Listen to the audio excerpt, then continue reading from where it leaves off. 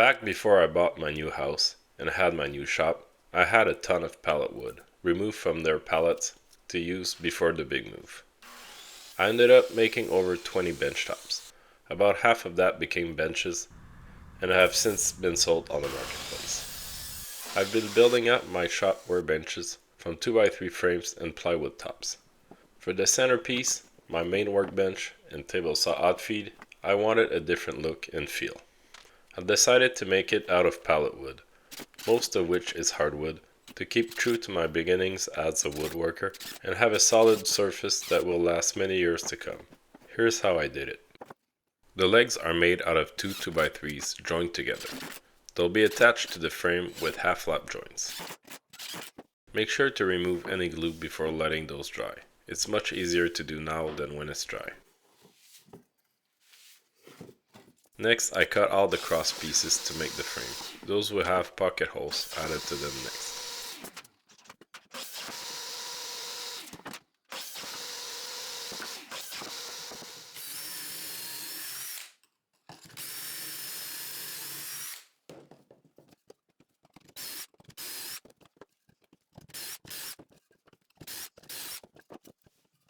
To assemble, add glue, then screw the pocket holes. Make sure the longer parts of the legs are towards the inside.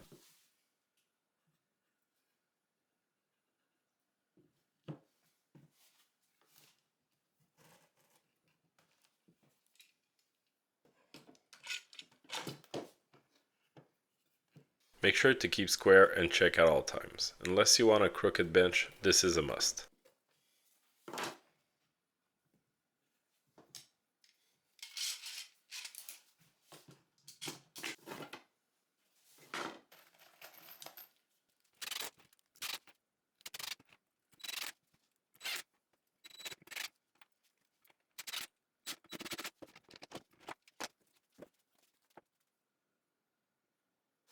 I cut all my length pieces and set them up temporarily.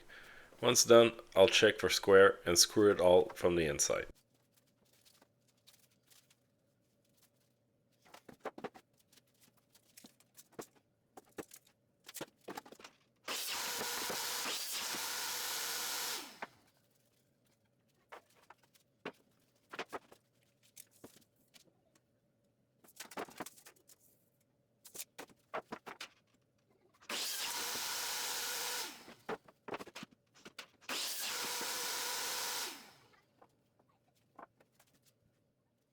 I assemble the frame by putting 2 screws in each joint. I don't add glue for those.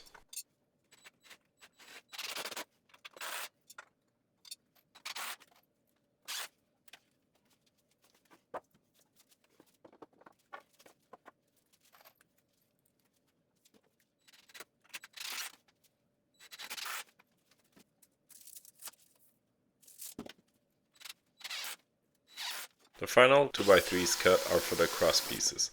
The top ones are along the bench, bottom ones across. This is to attach my palletwood top, while the bottom will get plywood, where a cross is better in this case.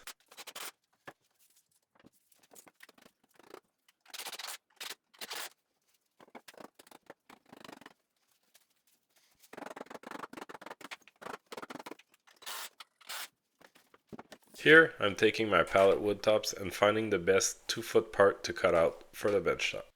As you can see, between this step and the last step, I painted it blue to match the rest of my workshop.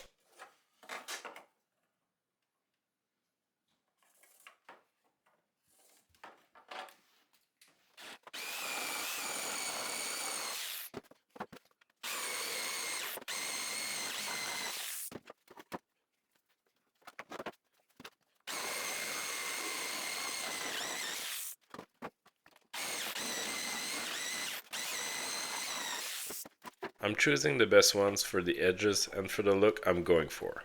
The extra ones are for shelves I'm adding over my miter saw. Since I edited this video, the shop has changed a lot more.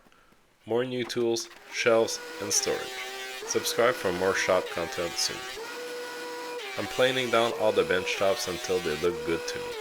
I'll later plane the rest down to the thinnest one's level.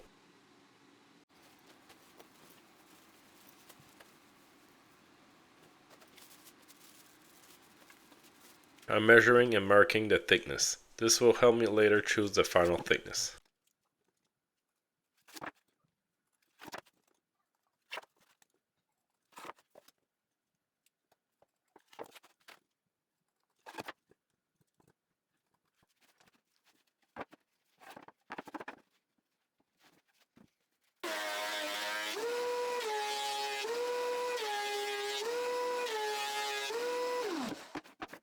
I got it perfect on the first try.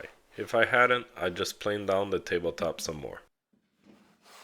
To get a perfect joint along the table, I'm joining these edges using a level and my table saw.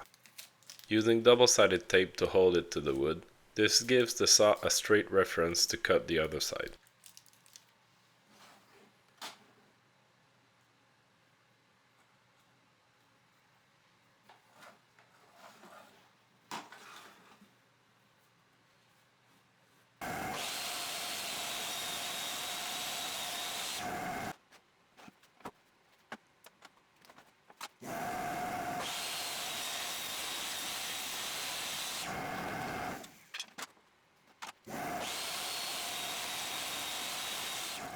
Using my new biscuit joiner, I'm attaching all the pallet bench tops together.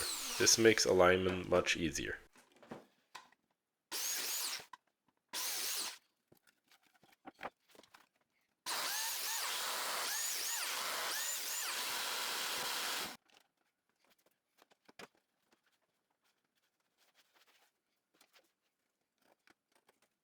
Here, I'm marking the rest of the boards to align my biscuit joiner.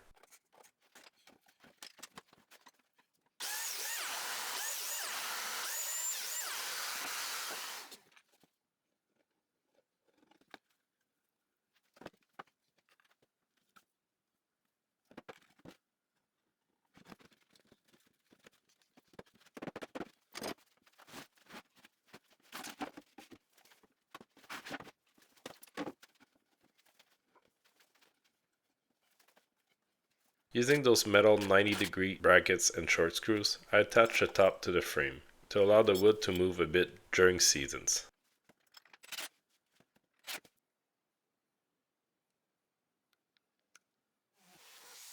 I sanded, hand planed, and sanded some more the edge of the workbench until it looked awesome.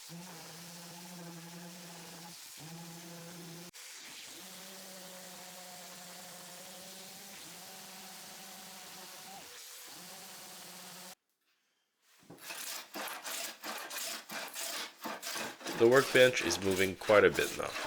Once I'm done, I held it to the ceramic with silicone. It's stuck in place.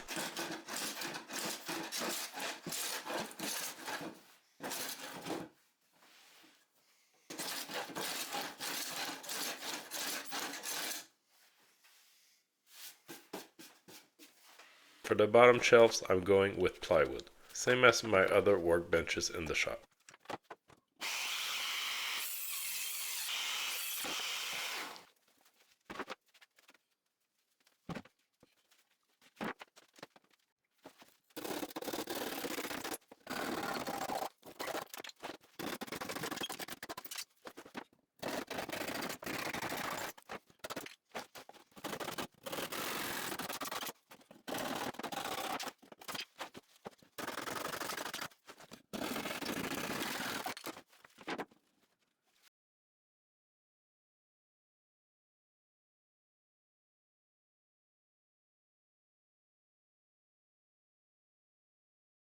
For my finish, I decided on teak oil. I like the color it gives to the wood, and it protects deep, not just on the surface.